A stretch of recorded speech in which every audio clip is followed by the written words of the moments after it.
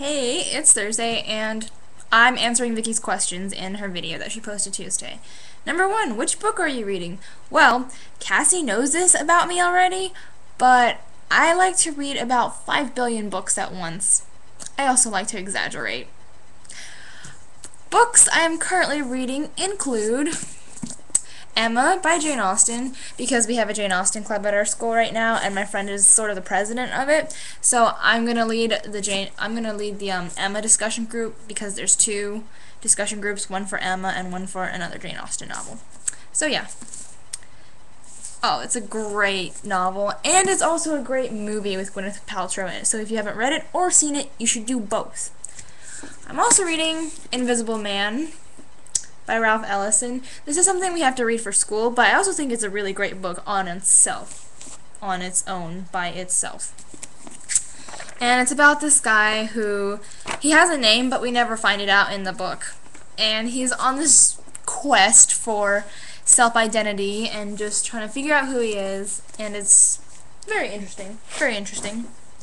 I'm also reading this biography of Henry Clay, who, if you don't know, he was a senator from Kentucky, and he lived in the 1800s, like right before the Civil War started, and he was known as the Great Compromiser. He basically saved the country maybe 3-4 times until he died, and then we went to war. So he's kind of one of my heroes, and it's really hard to come by biographies about him because he's not that famous. He made a lot of runs for the presidency, but he never got it. He's like Ralph Nader. But he's still one of my great heroes, so I got this biography of him that was written by his grandson, and it's really great. Also, I'm reading this book called Native Son by Richard Wright. It's similar to Invisible Man, not in its writing style, but in its topic matter. Ralph Ellison and Richard Wright kind of influenced each other. Both of them are black writers in like the 50s. Let me see. Invisible Man was published in the 50s. This was published in the 40s. And it's basically about, you know, racial tension and struggle and yeah, all that good stuff. This is something that my old English teacher, as in my English teacher from last year, she recommended to me because she loves this book, and so now I have to read it so I can discuss it with her, because, I don't know, that's just what we do. And something you guys might know, An Abundance of Catherines by John Green.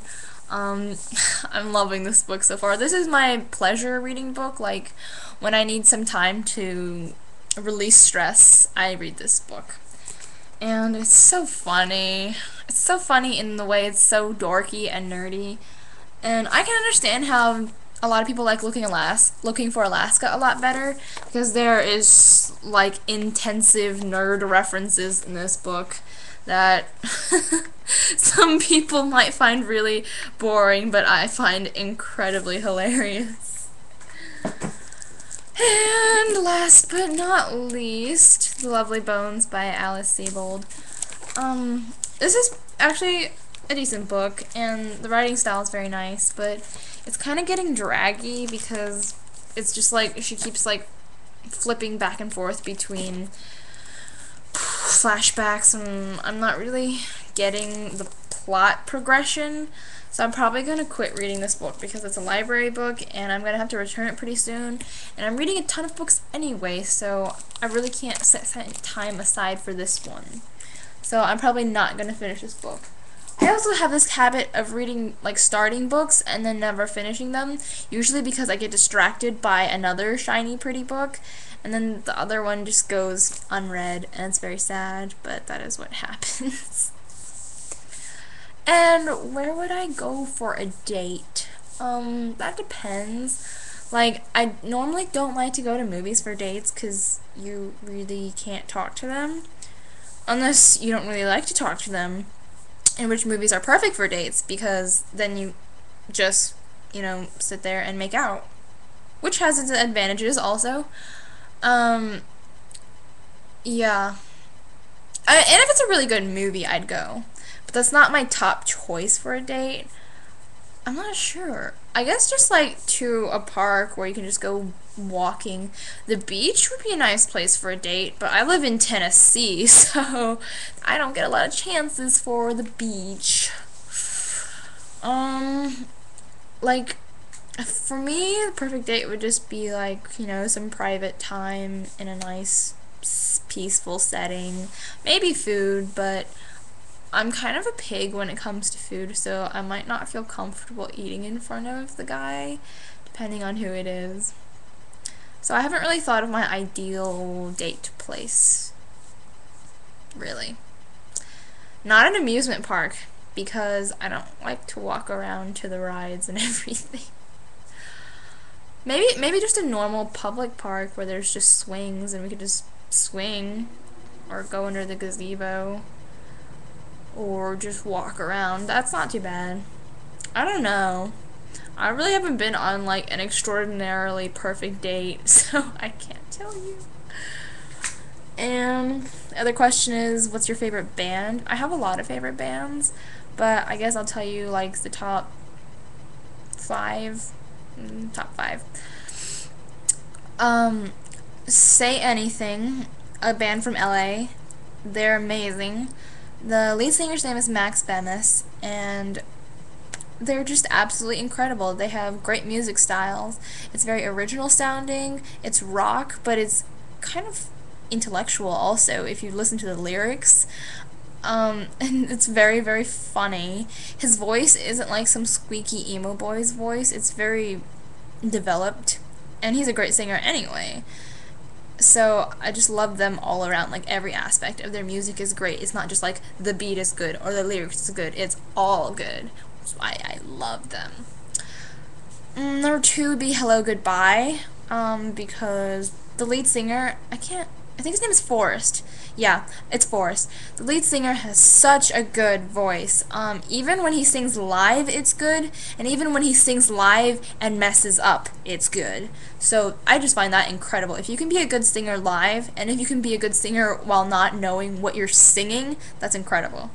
Also, their music is really amazing because it's like electronica plus pop plus craziness, and it sounds very original, and it's just really fun to listen to. It makes me happy, and it's very cute and uplifting. I'm gonna list some bands now that you probably don't know because they don't operate in America. Third favorite band would be Do As Infinity, which is a band that is actually non-existent anymore. It used to consist of a Japanese girl named Tomiko Van and this other guy, I can't remember his name, but he was the guitarist. It was basically this girl singer and her guitarist, and they were a band. And they were an incredible band. She was a great singer, and he was a very good guitarist. And then they just decided to separate ways, and now they don't exist anymore. But they did a lot of music for anime shows like Inuyasha, and they did a lot of songs for who was it?